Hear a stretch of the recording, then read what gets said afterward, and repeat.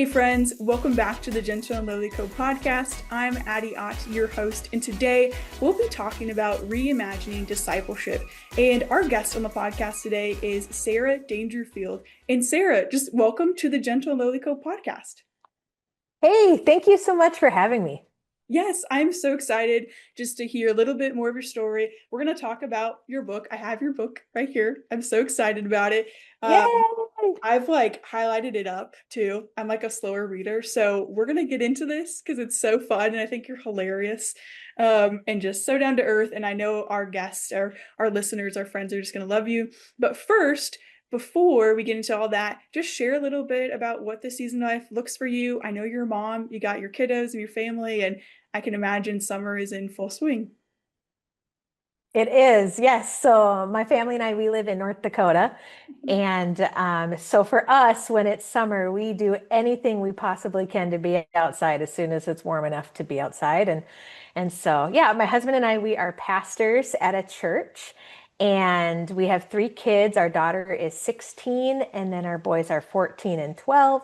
And they keep us very, very busy with all of their activities. And yeah, we're just loving life, living here in the upper Midwest.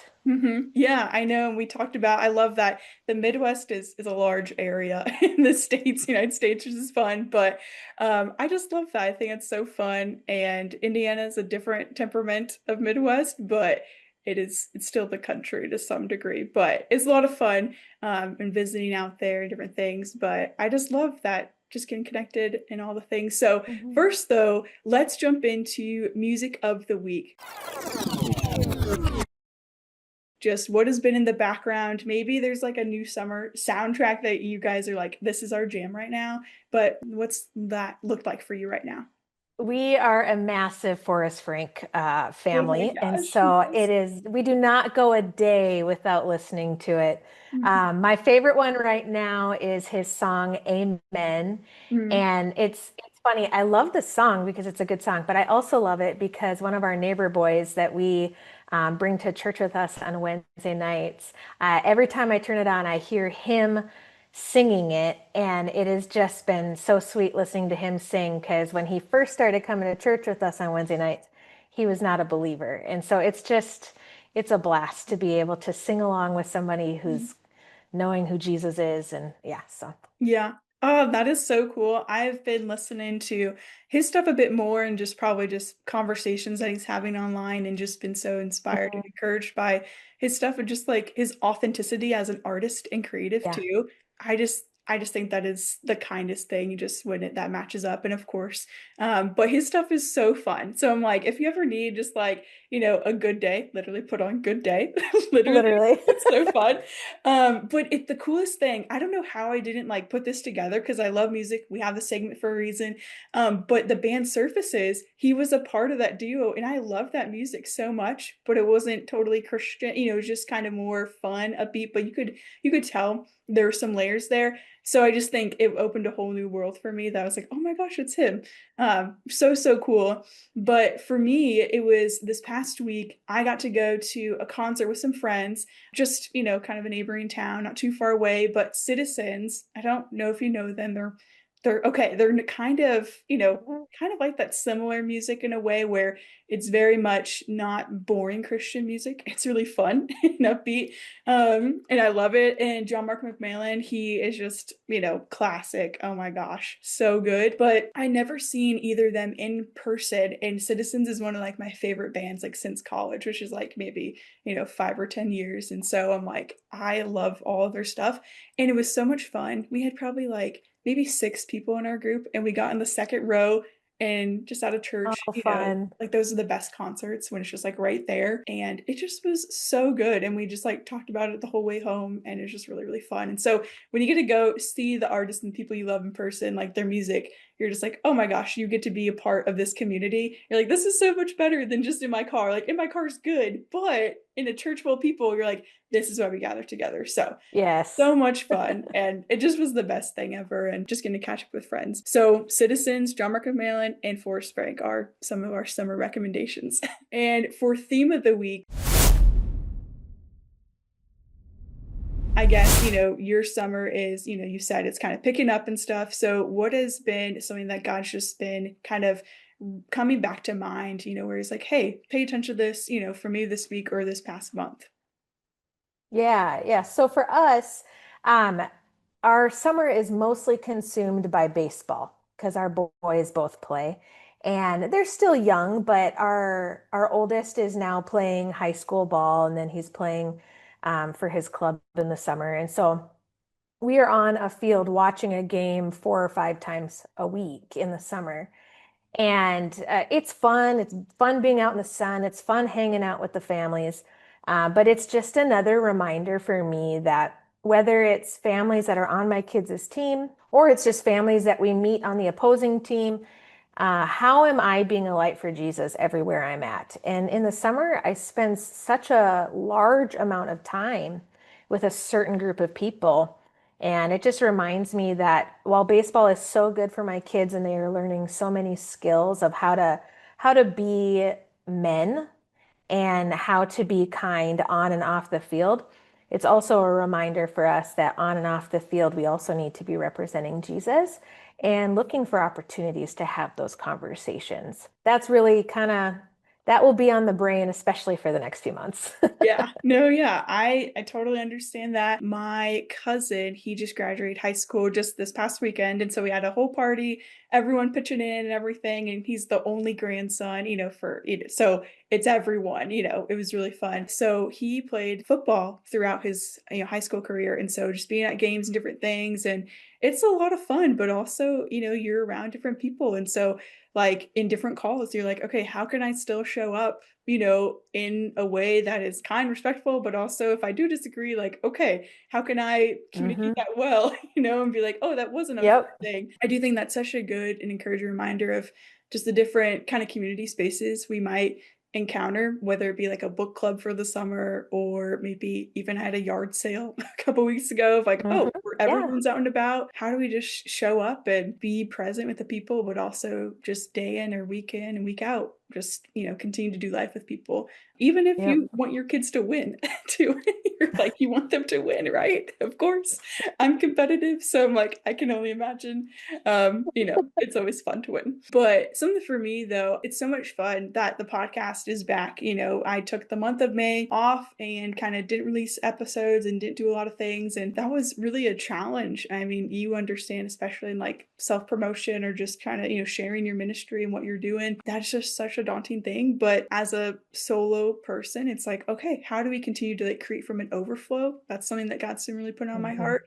And so it's been so fun in a way of like where I've just been kind of itching at the same time to like get back to creating, but maybe not sharing everything too. Still being present with people, but I still want to create and then get out into the markets. Like we're gonna have our summer markets, just kind of ramping up for market season. And so I'm really excited for like those days to be present with people and getting like that connection because that's literally why we do this, to be able to hear people's Yeah. stories and sit with them and just be on the community. And so again, it's so funny. It comes back to the weather, but literally when the snow is gone, you're like, we're getting Hmm. outside. So It's so true. it's so funny. And we're like, let's do all the things. So it's been a lot of golf cart rides with my dog around the lake and, just seeing neighbors and stuff. But I feel like that's probably why we're so excited to do all the things because we're like, okay, we've been hibernating a lot. It's true, but it's a lot of fun. But I do just love that. I think just the reality of just discipleship. I mean, it's just day in and day out, and just seeing the people who are directly around you, even if you do live in a small town in the country or in a really big city, there are Yeah. so people like who you will miss if we're not paying attention. And especially if you've worked in ministry or you do work in ministry. I worked at my church for, a year or so, but very involved, in serving and different things. And so I think we're going to dive into that, kind of with your book of just like, how do we practically do this and take this kind of ownership, for our Hmm. discipleship and discipleship of just other people, and just really kind of follow the Great Commission. And so, first, though, I always love just like hearing about the title of the book. And I know you talk about the title a little bit of like, what is a spiritual hoarder, in the book, but just unpack the title of your book, Leading Spiritual Hoarders. Yeah. So I first wanted it to just have a little bit of a shock factor to it, right? Like, It I does. mean, I know what a hoarder is, but you know, Yeah. Yep. yeah. So we've all seen the shows. We even may know someone, whether it's extreme or mild. We know, the mild, we just call them pack rats. But so we are very aware of what a hoarder is, and I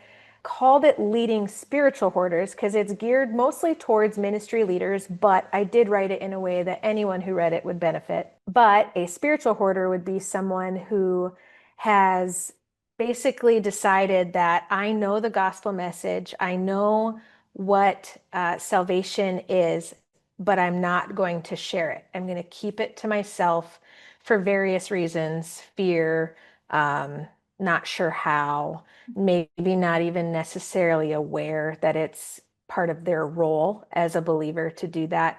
But so for pastors, I'm sitting here thinking we all have people in our churches who are keeping that to themselves, keeping their faith private, and they're not sharing it. So how can we as their leaders help them make that transition from keeping it to themselves to sharing Mhm. it?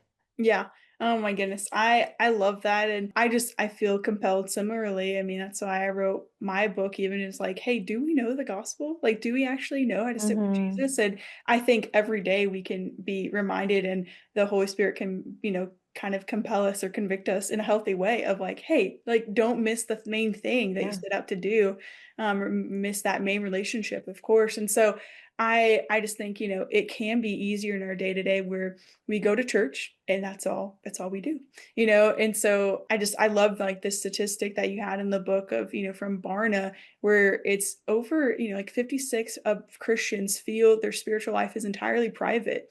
And that I don't know why it didn't really surprise me. I mean, it surprised me that it is high, but sometimes just in the conversations you're having, it can just be a little intimidating or a little awkward to even be able to talk about church, not even Jesus, just church in general. And so I wasn't super surprised by that, but it still made my heart sad. I was like, man, that is not the way that Jesus designed, to live a life of community. It's not in spiritual isolation. So my question then is like, how do we combat this thinking of having a private spiritual life? Yeah, we have to remember that, especially as Americans, we are really good at compartmentalizing parts of our life and deciding when people are allowed in and when they're not allowed in, where other cultures are very like, this is me, you are welcome to all of me. And Americans are just not like that. So it's a reminder that just because culturally this is how many of us are, and in some respects, it's not that bad to be that way, right? It's healthy boundaries. But Mhm. just because it's culturally acceptable does not mean that it is acceptable by the standards that Jesus has set for us as his followers. And so that's a lot of what that we talk about is just because we may feel this way, it doesn't necessarily mean this is what Jesus is asking Mhm. us to do. Yeah. That's a really good way to put it, especially like in our context, of living in America, very much even just individualism and just independence, like all of those things Hmm. are just sometimes at the top of the list. And they're not bad things, but if you lean too heavily on those, then they can be. So, kind of more practically, what are some of the dangers or the traps that we can easily fall into if we stray too far into this thinking and living of totally, the private spiritual life and total isolation? Yeah, I mean, there's so many routes that we could take with that question, but I know. a lot of it would be, yeah, well, I'll just pick one track. How's that sound? Okay, that's great. A lot of it has to do with then we can become very inward focused. Mm, When we are concerned about our faith and our relationship with God, we start to forget that we were at one point, even if we got saved when we were 4, we were at one point not understanding the grace and the salvation that Jesus has extended to us.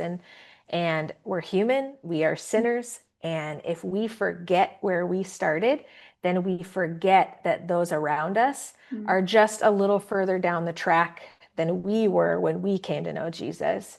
And so to be inward focused, we start to see people as more bothersome. We see them mm, more as them versus me, and we lose compassion, we lose love for those around us. And that can make us not only forget that we should be sharing, but it can also make us like not feel like they deserve it, Mm, yeah. you Well, know? yeah, and that's a dangerous place to be, and honestly pretty It scary. is. I mean, because I hope that even because we're all prone to do that. I mean, especially, I mean, I live alone in the country. My family, my aunt and uncle are next door, but like, if someone's not in your daily life, like we're all prone to do that or to self-isolate Yeah. depending on your tendencies, all those things. And so yeah, you pray that you have someone alongside of you because typically someone has to be like, hey, like, are you okay? Yep. So I think that's a really great practical way of just being like, okay, never, just always having people around you just to see those things. Cause again, like we're having this conversation, like, yeah, we have these conversations because we remember what our lives were like before the gospel. And Hmm. we are like still, we're living a life, devoted to Christ, like where we don't want to sin, but we know our sin. Like we very much know it. Uh-huh. To not forget the grace of God, like you're saying, like to be like, oh, Hmm. that person over there. I'm like, no, that I do that too, maybe worse, right? To be Yep. like, oh my gosh, Maybe worse. yes, maybe worse. And so I feel like that really segues into our next question of like kind of in this ministry capacity, even if I don't say even if, but especially if we're serving in our church, whatever our title is. And I love that that's really your heart and your approach behind this book, where whatever you do, if you are a lead pastor or if you are just serving your community really well and being really a follower of Jesus. But as we're doing the ministry, I've been guilty of this so often. We can miss the people exactly in front of us, kind of like what I mentioned earlier. So, like you mentioned your book, the people at the checkout line or at the gas station. I know sometimes not everyone wants to talk at the gas station, but the people who we're just doing life with who are part of our daily chores or our tasks. How do we not miss those people? And like, how do we actually recognize them and be like, wait a minute, you need the gospel too. And like this man named Jesus changed my life. Like I want to share it rather than kind of, being that hoarder, and just saving it for ourselves. Hmm. How do we just get back to seeing people like Jesus saw them? It is all about intentionality, right? Like if we really want to be intentional, then we will be. And it's more than anything is, I know I want to be, but how do I be intentional? Mhm. And for me, the biggest tool that helped me, and I actually talk about it in the book, is there's a ministry training called Zume, which is available free online for anybody. And they talk in there about the list of 100. Mhm. And the list of 100 is listing down every person that you come in contact with on a weekly basis. So if it's someone you don't see every week, that's different. But if I go to the same grocery store every week and I go to the same checkout line, I see the same person because they're usually Mhm. working the same shift, right? Yep. And so writing down all of them, even if I don't know what their name is, lady at grocery store, Yeah. and writing down every person that I see. And for us, sometimes North Dakotans, especially if they're farmers, they don't actually see that many people every week. Yes. But maybe it's 22, or maybe it's Yep. 62 or 64. Mhm. And just looking at those names, and then the next step they have you do is mark if you know that they're a believer, or if you don't know that they're a believer, or you definitely know they are not a Yeah. believer. And you mark it down. And from that list, this opened my eyes hugely because I purposely did not write one name of anybody from my church because I could have filled that list out pretty easy and pretty quickly. Mhm. And so I made sure that every name that went on my list, I never see at church. Mhm. And so I was looking at my weekly habits. I was looking at the different places that I go or the activities my kids are in or at their schools, and who are people that I see every week, and how am I being intentional, not only to find out if they're a believer or not, but like, am I loving and caring for them? Or am I just thinking it's another person in my life, but I don't need a relationship with them, so Mhm. I'm just going to ignore their existence? Mhm. And I think there's something to be said that we have to marry the two. We have to love them and care for them well, not because they're a project, Right. but because we want to make sure that they have the opportunity to make the same choice that we did. Yeah. Oh man, that's such a great way to phrase it. It's just extending opportunities, and each time you see them week to week, I mean, you're scattering some seeds, just out of Mhm. conversation. I mean, when my first job, like one of my very first jobs, was working at Gordon Food Service, just a cashier, just back in the day. And it made such a difference. Not everyone's like this, but when someone read my name tag and said, "Hey, Addie," like, Yeah. great to see you again. Or there was the barbecue guy, like I would know his name and he would come in, we'd have a conversation, things like that. You think it doesn't make a difference, but I'm like, okay, when I was a high schooler doing that, it made all the difference. And so there are ways that we can just think about what people are going through in their day to day. We have no idea what they're carrying, into work and even, into conversations. And we just see, just kind of highlights or just pockets or glimpses. And especially if it's, someone who's just maybe, just doing a service, we have no idea. And so I think just the way Yeah. it's like, how can we show hospitality back to them that makes them kind of question or put something on their radar Yep. that opens up something deeper? And maybe we won't be the person to do that, and that's okay. I think sometimes, we have that list maybe, and I think that's such a great tool. I think that's so helpful for just such a practical way. I'd be like, hey, actually do that and like take some time to fill that out. But sometimes I'm like, we can just go through it or think the whole responsibility is on us to make, move them to that mark.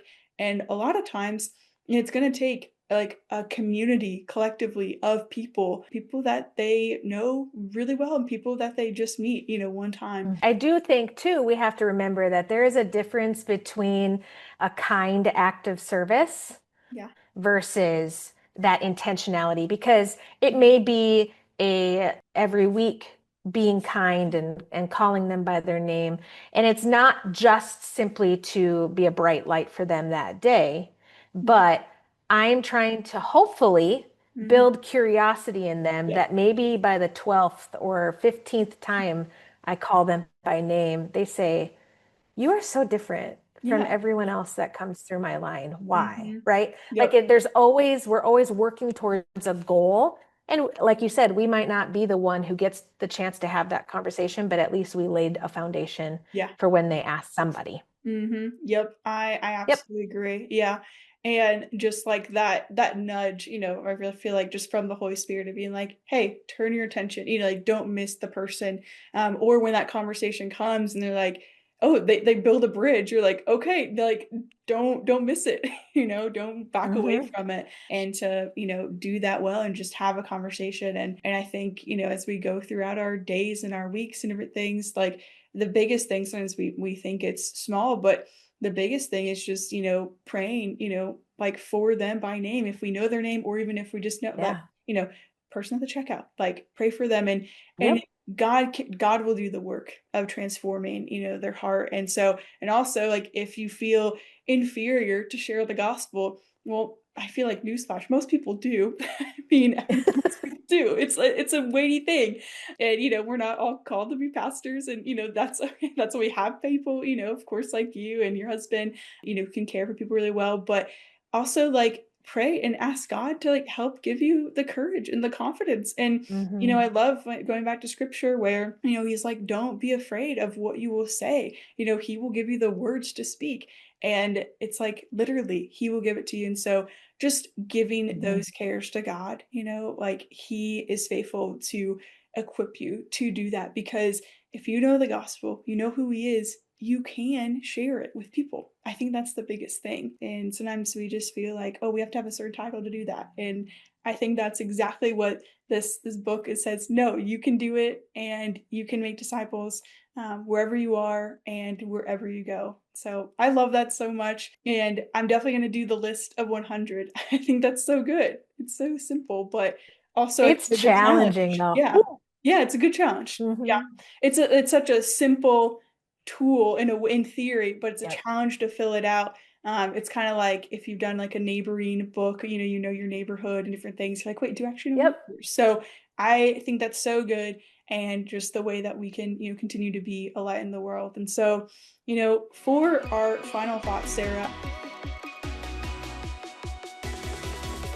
I think this is such a great, just kind of closing out of like, we're talking about, practically, and that's literally what the podcast is. So how are you actively carrying the gentle love of Jesus wherever you go? Yeah, it's a great question because like we were talking about that intentionality. How am I doing this every day? And because we're in this routine with baseball and busy in the summer, I am a person who thrives on routine. And even though I'm at the field a lot, it's not necessarily routine. And it's really easy for me to just like, if I could just make it through today, if I could just make it through today. Get to my And bed. we're in Yeah. the school.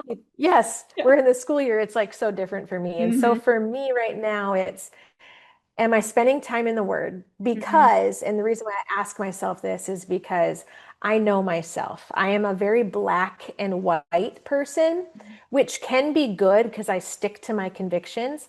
But a black and white person typically doesn't extend grace very well because it's right or it's wrong. And if it's wrong, then, poo poo on you. Yeah. And so if I'm not in the Word when I have conversations with people, I am not as grace giving. And the families that my boys play with, they're incredible families, but we have met um, some hard families through the years through baseball, some pretty colorful families. And if I am not in the Word, I have a really hard time extending grace to families that are very hard to love.